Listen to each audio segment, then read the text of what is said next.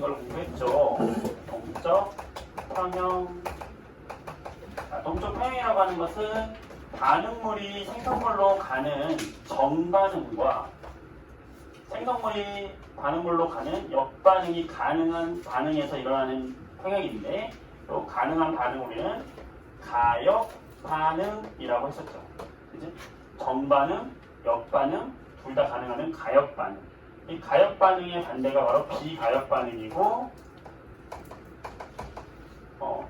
비가역 반응은 그냥 얘가 한쪽으로밖에 안 가는 거야. 이쪽으로 오긴 오는데 모든 반응이 사실은 이론적으로는 있지만 현실적인 100%는 없어요. 그래서 비가역 반응은 무조건 역반응이 없다가 아니라 거의 대부분 이렇게 간다는 거지 오기도 해요. 그래서 대부분 정반응으로만 이루어졌다. 이게 비가역 반응이라고 얘기하고, 비가역 반응의 대표적인 게 이제 뭐 기체가 발생한다. 기체가 발생했다. 다시 돌아올 수 없는 거죠. 태웠다, 연소시켰다. 그 다음에 앙금이 만들어졌다.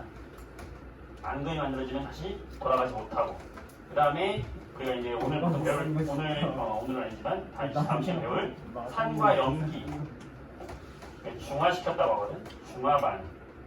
이런 반응들은 다시 되돌아오지 못한 비가역 반응이고, 나머지 대부분은 가역 반응이다 라고 이야기하고, 그게 동적 평형이라고 하는 건 정반응의 속도와 역반응의 속도가 같아져서 마치 가만히 멈춰있는 것처럼 보이는 현상, 이걸 동적 평형이라 이야기하고, 동적 평형에게 세 가지의 평형이 있다 라고 이야기를 했어요. 첫 번째, 상태의 평형, 이거 우리가 상평형이라고 한다고 했어요. 그래서 액체 상태의 물이 수증기로 올라가는데 가는 걸 증발, 수증기가 다시 물방울로 돌아오는 걸 응축. 이때 증발 속도와 응축 속도가 같아져서 더 이상 물이 줄어들지 않는 현상. 밀폐된 공간에서 얘기해요. 밀폐된 공간에서 물을 놔두게 되면은 이 물이 이렇게 증발하다가 이제 응축되는 속도가 따라잡아서 더 이상 감소하지 않고 양이 그대로 유지가 되는 현상. 상평형이라고 하고, 상평형에서 중요한 것은 시간에 따라서 속도를 봤을 때 증발 속도는 처음부터 끝까지 계속 일정하다는 거. 내려오는 게 아니라 증발 속도는 일정했다. 증발 속도는 일정했고, 여기 수증기로 증발하면서 반응이 시작되면서 정반응이 시작되면서 돌아오는 일이 생기는 거기 때문에 응축 속도가 이렇게 따라잡는 거죠. 이렇게. 그래서 이 이후에 평형이 이루어졌다라고 하는 거지. 그 다음에 두 번째 평형은 용해 평형인데, 2학기 중간고사 여러분들 용해도 배울 텐데, 용해 평형이라고 하는 건 물에 설탕이 녹아 들어가는 과정 또는 소금이 녹아 들어가는 과정이거든. 뭐 예를 들어서 NaCl, 화학식은 이렇게 써 있을 거예요. NaCl 고체 상태의 NaCl이 이렇게 써 있다. 만약에 AQ 수용액에 녹았다. 얘하고 얘 똑같이 써 있지만 차이점 뭐냐면, 얘는 지금 고체 상태로 이렇게 소금이 고체 덩어리라는 거예요. 여기 NaCl 이렇게 붙어 있는 거예요. 이온결합 물질처럼. 근데 얘는 무슨 말이냐면, 물속에 되어 있는데, 얘는 물속에 이제 이온의 형태로 Na 플러스 Cl 마이너스, 여기 아쿠아 상태 AQ라는 뜻은 이렇게 이온 상태로 나눠져 있다라는 건데, 쓰는 건 똑같이 쓰는 거예요. 우리 눈에는 이렇게 나눠져 있는 것처럼 보여야 되고, 고체 상태는 붙어 있는 것처럼 보여야 되는 거예요. 상태 알려준 거거든요. 이렇게. 그럼 이때 얘가 이온화했다는 건 녹아 들어갔다는 거예요. 이걸 뭐라고 하냐면 용해라고 하는 거지. 얘가 여기서 떨어져 나가는 걸 말하는 거거든. 돌아오는 거를, 고체로 돌아오는 걸 우리는 석출이라고 해. 이 용어들도 좀 기억을 해줘야 돼. 고체로 돌아온다. 석출.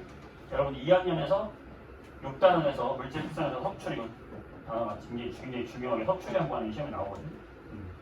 알았어요? 자, 이때 용의 속도와 석출 속도가 같아지는 건데, 얘 역시 얘랑 똑같아. 증발하는 거랑 응축하는 거 똑같거든. 그래서 용해되는 양은 속도는 똑같다라고 그냥 보세요. 용해되는 속도는 똑같아. 물론 실제적으로 똑같진 않지만 똑같다고 봅니다. 똑같아. 용해되는 속도가 똑같아. 그런데 이제 얘들이 녹아 들어가서 하나둘 녹아 들어가면 다시 돌아오기 시작하니까 석출 속도가 조금씩 증가하다가 용의 속도를 따라잡기 시작하는 거예요. 그러니까 석출 속도가 잡으면 이때부터 동적 평형이 들어간 거죠. 이걸 용의 평형이다라고 하는 거예요. 그래서 평형에는 상평형, 용의 평형이 있는 것이고 마지막으로 이제 화학 평형이 있고 우리는 오늘부터 이제 이 화학 평형을 좀 자세하게 다룰 거예요. 화학 평형에서 지금 책에 나와 있는 예로는 뭐가 있냐면 바로 이산화질소와 사산화이질소 두 개의 NO2 이산화질소와 사산화이질소 N2O4가 있어요. 자, 이쪽에 색깔이 있는 거 누구예요? NO2가 색깔이 있어요. 적갈색.